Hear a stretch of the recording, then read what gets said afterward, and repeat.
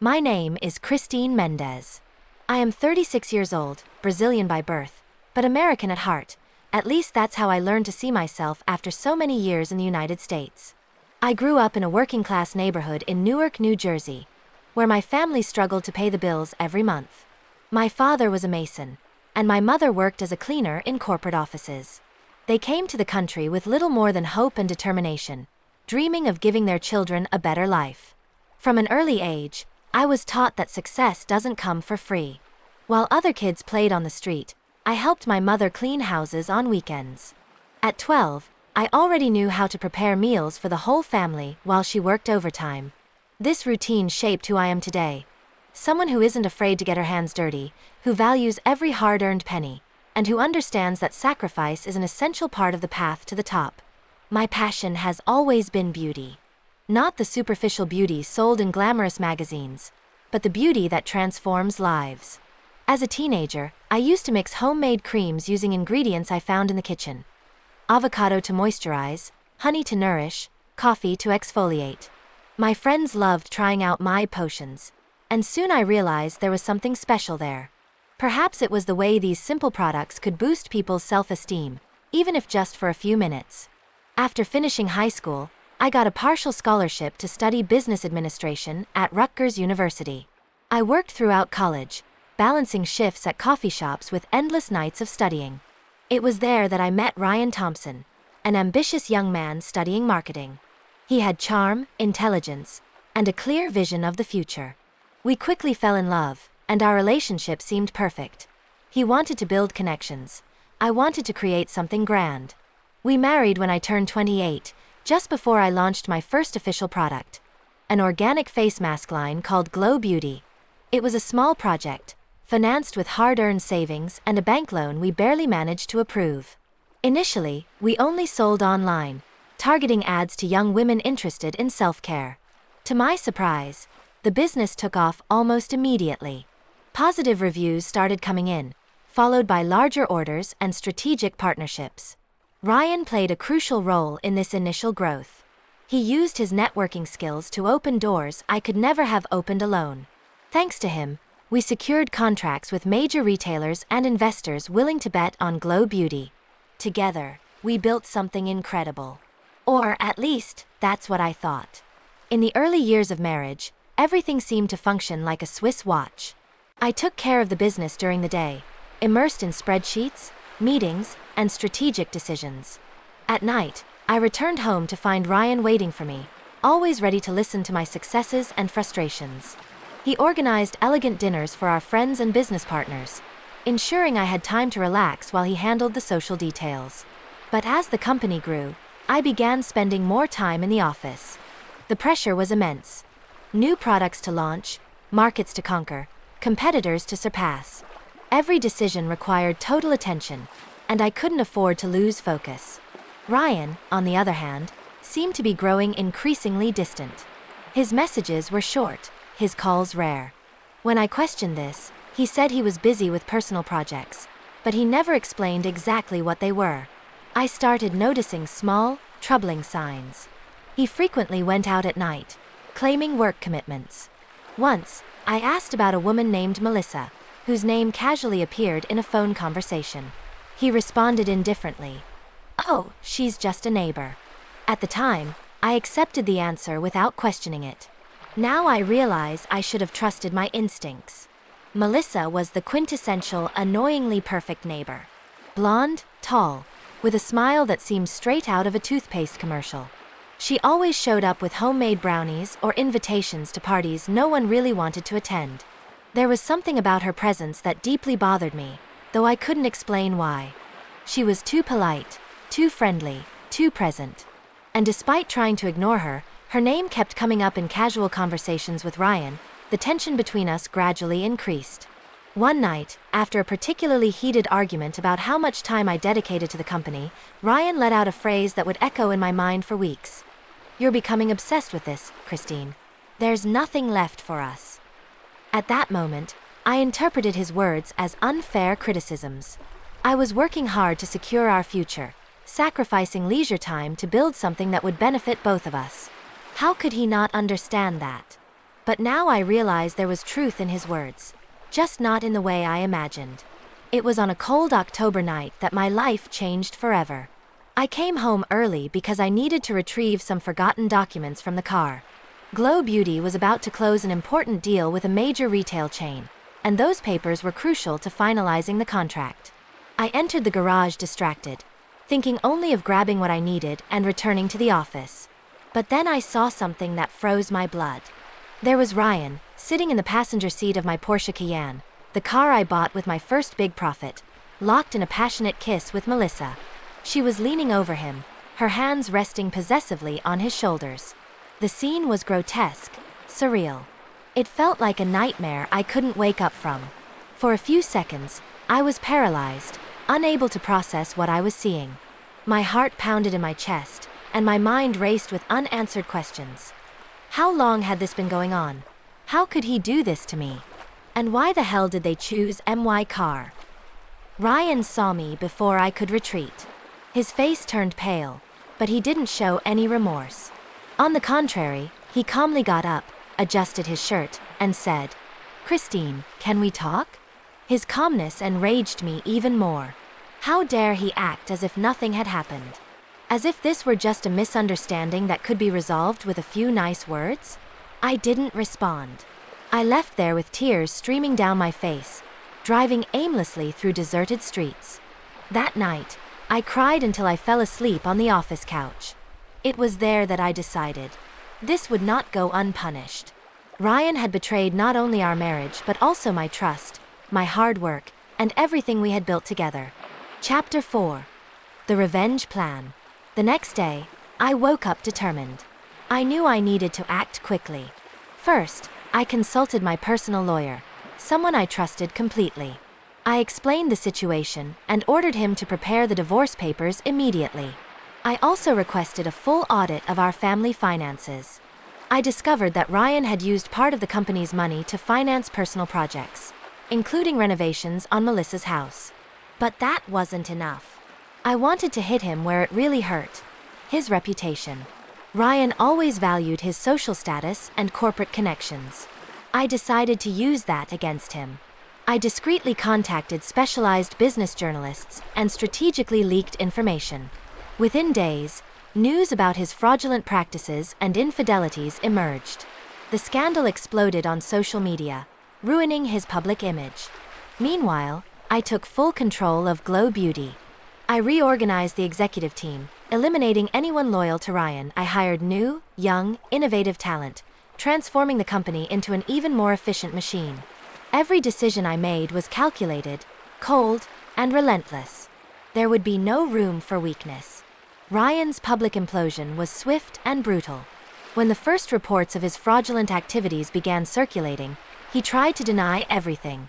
During a live interview on a morning show, he looked nervous, sweating under the hot studio lights while swearing he was innocent. "This is a setup," he repeated several times, looking directly into the camera as if expecting me to repent and run to save him. But there was no turning back.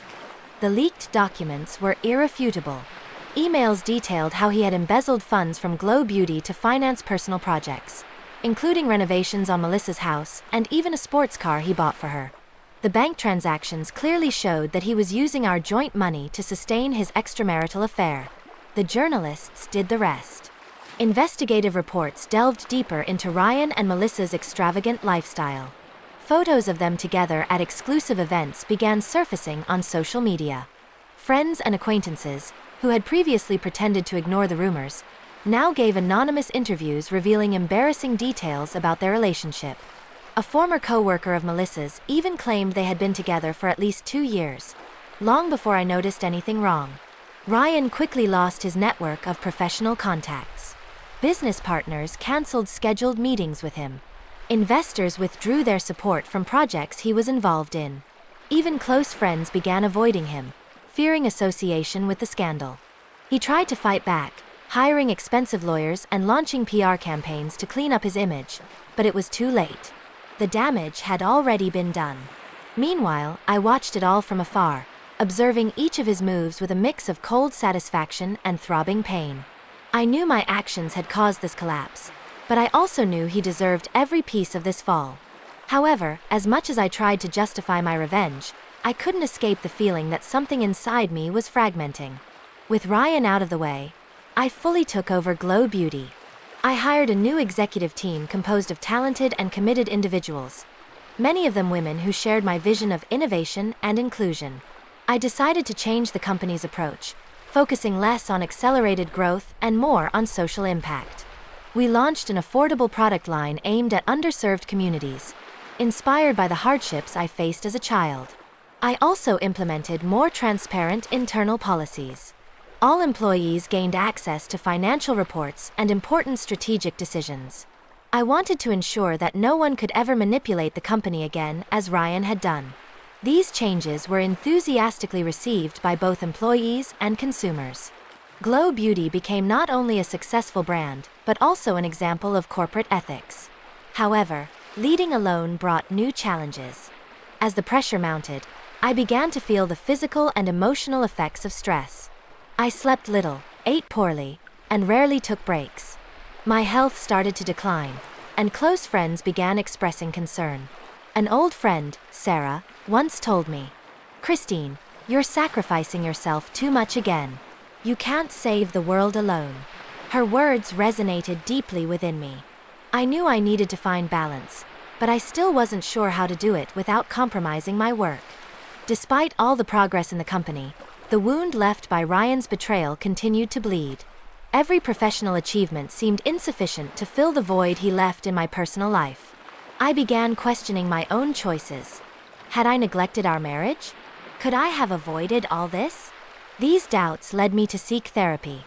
Reluctant at first, I soon realized the value of talking to someone impartial about my feelings.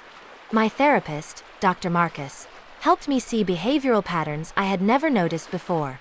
He pointed out that my need to control everything, from business to relationships, stemmed from deep insecurities created during childhood. "You grew up in an environment where nothing was guaranteed," he explained during a session. "This made you associate security with absolute control. But sometimes, letting go of that control can be liberating." Accepting this truth was difficult, but gradually, I began working on it. For the first time in years, I allowed myself to be vulnerable. I cried during therapy sessions, confronted painful memories, and learned to recognize when I was demanding too much of myself. 2 years after the divorce, my life was unrecognizable. Glow Beauty had become one of the most valuable companies in the beauty industry, valued at billions of dollars. I received awards and honors for my work, including a cover story in Forbes highlighting my journey as an entrepreneur. But the greatest triumph wasn't financial. It was personal. I rebuilt my life outside the office. I returned to regular exercise, something I had abandoned during years of relentless work. I enrolled in yoga and meditation classes, seeking ways to take better care of myself. I also dedicated more time to hobbies I had always loved, such as painting and gardening. I discovered that there was beauty in simple activities, far from corporate pressures. My interpersonal relationships improved as well. I began cultivating genuine friendships, investing time in connections that truly mattered. I invited my family to visit Los Angeles, and finally showed them the fruits of so many years of hard work. Seeing the pride in my parents' eyes was one of the most rewarding experiences of my life. As for Ryan, I occasionally heard rumors about him.